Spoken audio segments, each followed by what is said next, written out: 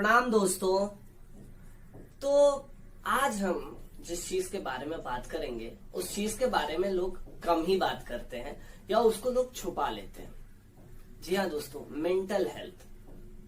Mental health के बारे में अक्सर लोग बहुत कम बात करते हैं, लेकिन धीरे धीरे लोगों ने इस पर बात करना चालू कर दिया है। हालांकि ये बहुत टैबू चीज है, लोग इसके बारे में बहुत छुपा कर रखते हैं, कम बात करते हैं।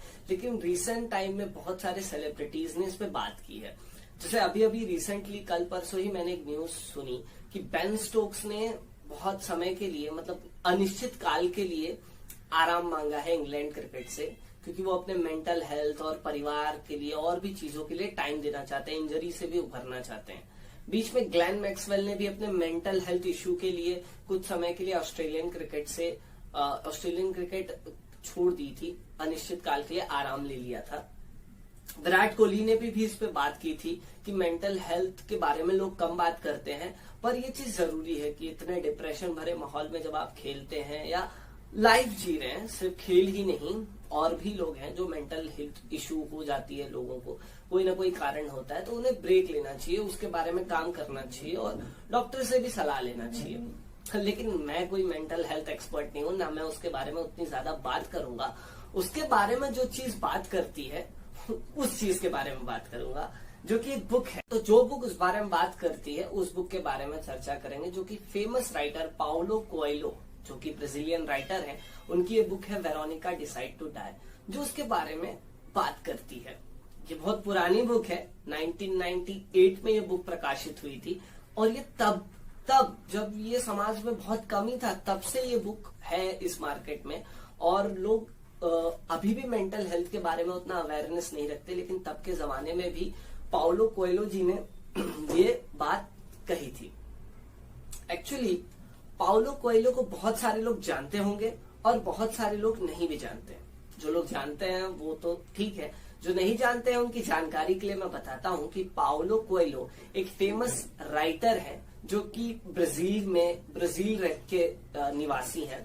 रियो डी जेनेरियो, जो ब्राजील का एक बहुत बड़ा शहर है, उन्हीं के पास इनका जन्म हुआ था 24 अगस्त 1947 को।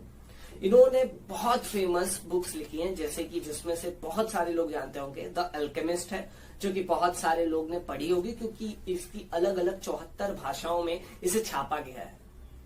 उसके बाद द 11 मिनट्स है, वेरोनिका डिसाइड टू डाई है, जो कि जिसके बारे में आज हम बात करेंगे, ब्रीडा है, जाहिर है, ऐसी कई सारी किताबें इनकी हैं जो कि वर्ल्ड फेमस है और कई सारे लोग इसे पढ़ते हैं। और बेसिकली ये पोर्चुगीज लैंग्वेज में बुक लिखते हैं, उसके बाद इसे डिफरेंट लैंग्वेज में प्रकाशित किया जाता है। मेरे पास ये जो बुक सेट है वेरोनिका डिसाइड टू डाई का, वो इंग्लिश में है। एक्चुअली इसे पोर्चुगीज में ही लिखा जाता है, क्योंकि वो पोर्चुगीज भाषा ठीक से जानते हैं। उसके बाद इसे अलग अलग भाषाओं में कन्वर्ट किया जाता है। तो पाउलो कोएल्हो के बारे में तो हम इतनी चर्चा नहीं करेंगे, क्योंकि उनके बारे में भी चर्चा करने के लिए बहुत सारी चीजें हैं। तो उनके लिए एक मैं अलग वीडियो बना दूंगा, तो उसमें उन्हीं के बारे में चर्चा होगी। आज हम उनकी ये किताब पर चर्चा करेंगे। सो वेरोनिका डिसाइड टू डाई ऐसा टाइटल सजेस्ट करता है कि वेरोनिका ने मरने की तैयारी की है, और एक्चुअली होता भी ऐसा ही है। वेरोनिका, जो कि 24 साल की एक महिला है, एक यंग वुमेन है, उसके पास हर चीज है, वो इंडिपेंडेंट है। वो एक अलग हॉस्टल में रह रही है, जो कि चर्च की तरफ से हॉस्टल है। उसकी माँ बाप बहुत केयरिंग और लविंग है उसके प्रति, लेकिन वो उनसे अलग रहती है। फिलहाल एक अच्छी जॉब करती है, लाइब्रेरियन की जॉब करती है। हालांकि वो लॉयर का लॉ उसने पढ़ा था, लेकिन उसे जॉब लॉ में नहीं मिली, तो वो एज ए लाइब्रेरियन काम कर रही है। एक हैप्पीली लाइफ जी रही है। उसके सेवरल रिलेशनशिप भी रह चुके हैं, कई बॉयफ्रेंड भी रह चुके हैं। उससे भी उसको कोई दिक्कत नहीं है, उस चीज में उसका कोई डिप्रेशन नहीं है। उसके कोई रिलेशनशिप हुए छूटे, उससे भी उसको कोई डिप्रेशन नहीं है। और वो बस अपनी लाइफ से तंग आ गई है। वो जो अपनी रोजमर्रा की वो जिंदगी जीती है, वही काम पे जाती है, सुबह उठती है, काम पे जाती है, काम से आती है और सो जाती है। इस लाइफ से वो तंग आ चुकी है।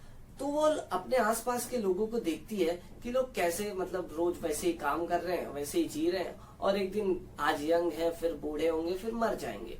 तो वो भी सोचती कि आज मैं बचपन में थी, अपनी स्कूलिंग की, कॉलेजिंग की, फिर मैंने जॉब की, कल मेरी किसी से शादी हो जाएगी, फिर कुछ बच्चे हो जाएंगे, फिर हमारी शादी में धीरे धीरे प्रॉब्लम होने लगेगी क्योंकि बहुत समय बीतता जाएगा, और उसके बाद मैं बूढ़ी हो जाऊंगी, बच्चे पालने का प्रेशर होगा, उनको पाल के बड़े करेंगे, और फिर जैसे लाइफ प्रोसेस चल रहा है वैसे मर जाना है। तो ऐसी लाइफ का क्या मतलब? उसकी लाइफ में उसके प्रति कोई पर्पस ही नहीं है उसके लाइफ का। तो इसलिए वो डिसाइड करती है कि वो मर जाएगी। तो उसके लिए वो एक आसान रास्ता भी चूज करना चाहती है, क्योंकि वो किसी ब्रूटल रास्ते से चूज करके सुसाइड नहीं करना चाहती।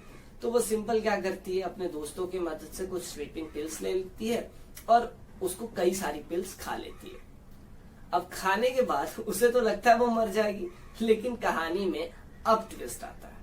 स्लीपिंग पिल्स की ओवरडोज लेने के बाद वो तो सोचती है वो मर जाएगी, पर जब वो अपनी आंख खोलने लगती है तो उसे लगता है कि शायद वो स्वर्ग में है, नरक में, क्योंकि उसको कुछ समय तक कुछ रियलाइज नहीं होता।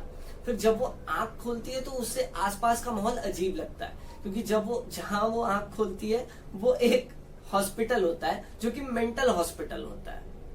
अब जब वो अपनी आंख खोलती है और धीरे धीरे माहौल को जानने की कोशिश करती है, और कुछ समय बाद डॉक्टर उससे कहते भी हैं कि तुमने स्लीपिंग पिल्स का ओवरडोज ले लिया है, जिसके कारण तुम्हारा दिल खराब हो गया है, हार्ट खराब हो गया, उसमें कुछ प्रॉब्लम हो गई है, तो तुम अब 1 हफ्ते ही जियोगी। इसमें वो दुखी हो जाती है। वो कहती है 1 हफ्ता क्यों? इसलिए दुखी नहीं होती कि उसको 1 ही हफ्ता अब जीना है, इसलिए दुखी होती है कि अब उसे 1 हफ्ता और जीना है। वो चाहती है कि वो सुसाइड तुरंत कर ले, क्योंकि उसे जीने का पर्पस ही नहीं उसकी लाइफ में। तो वो फिर से मरने का प्रयास करती है, हालांकि वो हॉस्पिटल्स वाले उसे रोक लेते हैं और वो उसे मरने नहीं देते। और दूसरी बात, वो यहां तक कैसे पहुंची, पागल खाने तक? उसका भी कारण है, क्योंकि जब वो सुसाइड करने जा रही थी तो स्लीपिंग पिल्स का रिएक्शन उसको तुरंत हुआ नहीं। तो वो एक मैगजीन पढ़ने लगती है जिसमें लिखा होता है कि स्लोवेनिया कहाँ है। एक्चुअली वेरोनिका स्लोवेनिया में रहती है, जो कि यूरोप का एक छोटा सा देश है। तो वो देखते हैं कि लोगों को, इस मैगजीन को यही नहीं पता कि स्लोवेनिया कहाँ है। ये कहानी 1997 में सेटअप है, ये आपको रिमाइंड कर देता हूँ। तो उससे वो बोलती है कि यार हम लोग पता नहीं कैसे कहाँ जगह रहते हैं कि लोगों को शायद इसके बारे में पता ही ना हो। तो वो थोड़ा फनी कॉन्सेप्ट करती है, वो अपना एक सुसाइड नोट लिखती है जिसमें ये लिख देती है कि लोगों को यही नहीं पता कि स्लोवेनिया का है, इसलिए मैं मरने जा रही हूँ। तो लोगों को लगेगा कि अपने देश की प्राइड के लिए मर गई। हालांकि इसलिए लोग जब वो सुसाइड नोट देखते हैं और उसकी स्लीपिंग पिल की ओवरडोज लगते हैं तो लोगों को लगता है कि ये पागल है, इसलिए उसको पागल खाने में भर्ती कर दिया जाता है।